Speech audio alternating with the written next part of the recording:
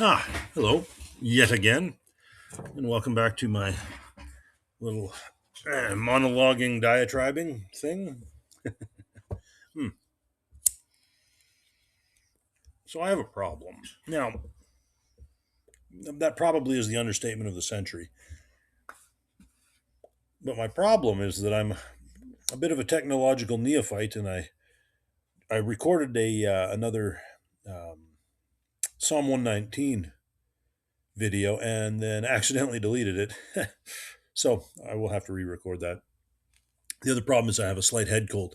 I sneezed so hard my head came off at the breakfast table, and reattaching one's head is a problematic proposition. But here we are. So, um, a quick thing, something for you to think about. When when you sit and listen to a sermon on a Sunday, what are you doing with that? Now, a sermon is more than mere information.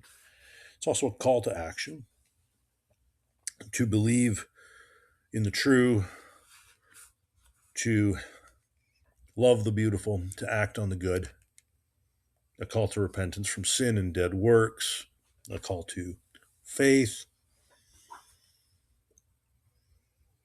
It is a wedding of the appetites for eternity. Like, there are many things that can happen in a sermon, but for the sake of your pastor, how are you interacting with the sermon? It's a thing often commented on. Nobody ever interacts with my sermons unless they're mad at me. This is Pastors will say this kind of a thing. But when your pastor goes on Twitter or X and says something, he gets, depending on the pastor, potentially hundreds of responses of a variety of types. And it is always gratifying to talk to people who respond. Just saying. Uh, so do yourself a favor and do your pastor a favor and either take physical notes or mental notes, whatever works for you, of that which is said during the sermon, and then go talk to your pastor about it afterwards. If it was good, thank him for it. And in specific terms, this application I found really helpful. Thank you. Or I had never thought to make this association between these two types, right? Or that was an interesting reading of that text. Could you point me in, the same direction where you found it, kind of thing? What should I read in order to understand that text the way you do? If you make a habit out of doing this, one, you encourage your pastor immensely because he's putting a lot of effort. If he's a good pastor, most are. He's putting a lot of effort into that. And if you encourage him by paying attention and responding, then he will be encouraged to put more effort in. And the benefit is immeasurable. So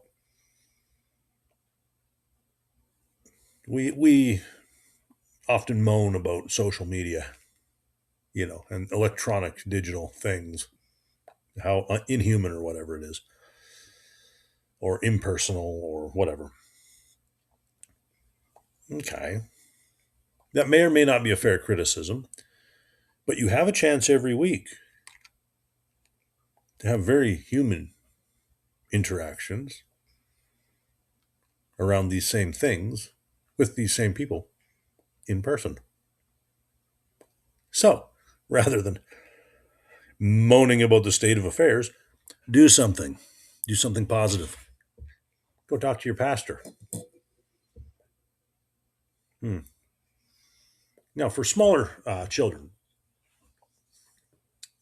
what I've done to encourage them to do this So I've encouraged my children to take notes during the sermon. Now, my three oldest daughters, they can take notes pretty well. I mean, it's when one of them is taking notes, you can tell that they are very definitely paying attention. They are writing down certain things that you know maybe they don't understand in the sermon, or certain thoughts that really stood out to them as being particularly meaningful to them. You can really see, where a teenager is by the questions they ask of the sermon.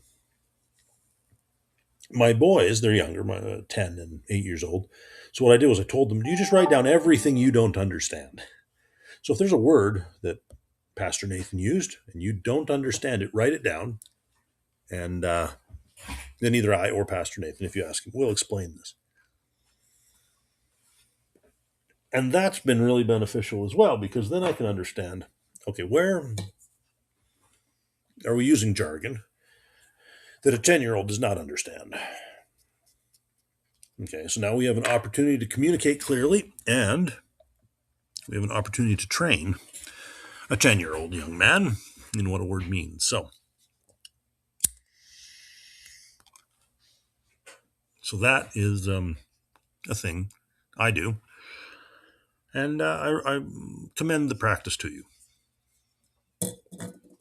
So go interact with your pastor about his sermons. It'll be good for him, and it'll be good for you. Thank you, and the Lord bless.